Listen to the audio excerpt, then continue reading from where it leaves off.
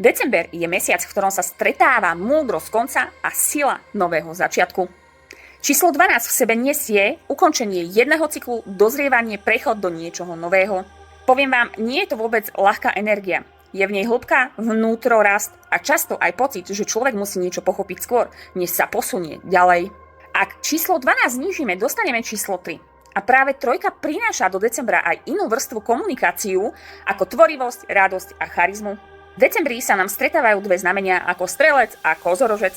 Strelec je ohnivé znamenie, nesie v sebe pravdu, pohyb, slobodu a hľadanie zmyslu a túžbu ísť ďalej.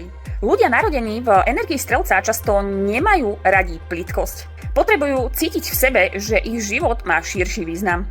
Kozorožec je zas zemské znamenie. Je pevný, vytrvalý, praktický a vie niesť zodpovednosť. Je to energia človeka, ktorý veľa unesie, ale málo kedy ukáže, čo všetko má vo vnútri a čím prechádza.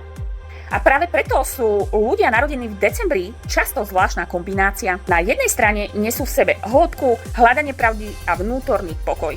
Na druhej strane silu, pevnosť, schopnosť a vydržať aj to, čo iných by už dávno položilo.